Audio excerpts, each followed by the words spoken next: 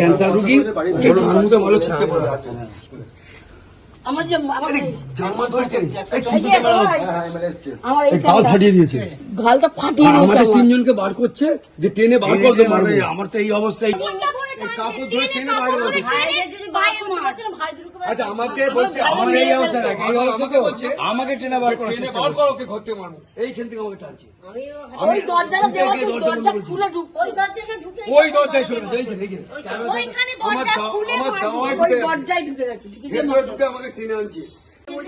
আমি ঘরে আমরা ঘরের ভেতর দাঁড়িয়ে এখানে দাঁড়িয়ে আছি, আমাদের ঘরে ঢোকো, আমরা আর কত ঘরে ঢোকো, দেখুন আমাদের বাড়িতে একটা মন্দির ঘরে ঢোকো বলে আমি যেমনি কিছু বলিনি। আমার ভাইটাকে ট্রেন নিয়ে চলে যাচ্ছে, তখন আমাদের ভাইরা কিছু করেনি, তখন করলো কি লোকটা এসে ওকে কাপড়টা ধরে পটাশ করে মারলো, কাপড়টা টেনে ধরছে।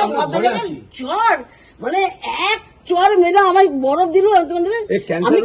আমি ক্যান্সার রোগী, আমার 67 বছর বয়স, আমি আমাকে মারবেন না।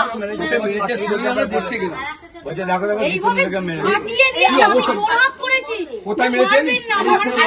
আমার ভাইপোটাকে মারতে গেছে এই ঘরটায়, সিসি ক্যামেরা অফ না থাকলে সব দেখতে পেতাম।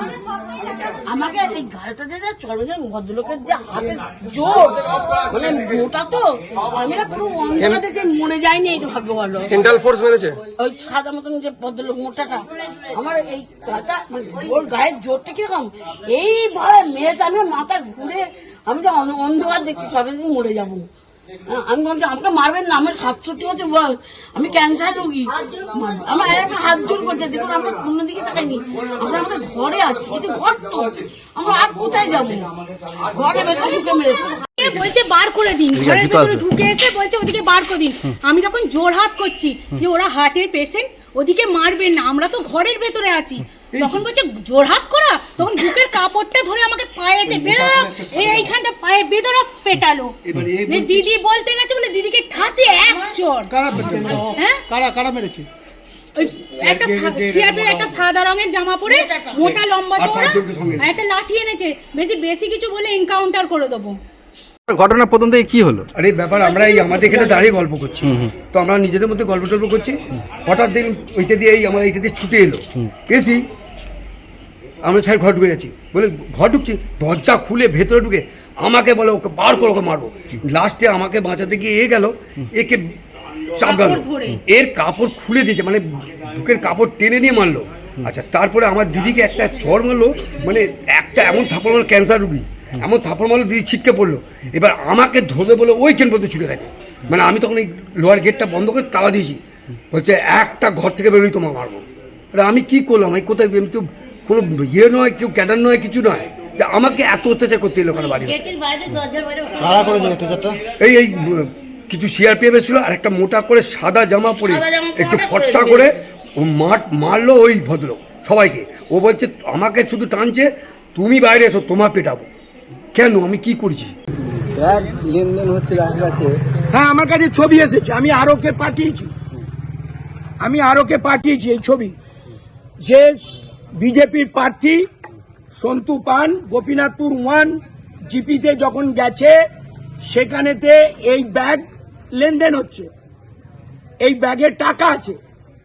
এই সেন্ট্রাল ফোর্স এবং আমার স্টেটের এই পুলিশ ফোর্স ওনাদের চোখে পড়ছে না, আরোর চোখে পড়ছে না, যে বিজেপির প্রার্থী টাকার লেনদেন আজকে ভোটের দিনে করছে, এ পর্যন্ত আরোকে জানানো হয়েছে। আর অথচ নিরীহ ভোটারদের এসে এখানে মারধর করছে, মেয়েদের পর্যন্ত ছাড়েনি। মেডিকেয়ার জেনারেল হাসপাতাল। আমরা মনে করি স্বাস্থ্যসেবা শুধু পেশা নয়, মহৎ দায়িত্ব। আমাদের হাসপাতাল বাঁকুড়ার স্বাস্থ্যসাথী গ্রেড এ হাসপাতাল। আমরা কিউসিআই স্বীকৃত।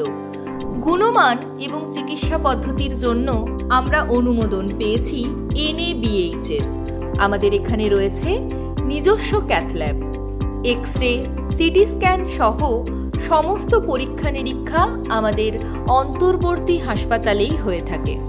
নতুন প্রজন্মের ছেলে মেয়েদের জন্য আমরা নিয়ে এসেছি অভিনব কিছু কোর্স। 2025-2027 শিক্ষাবর্ষের জন্য ভর্তি চলছে।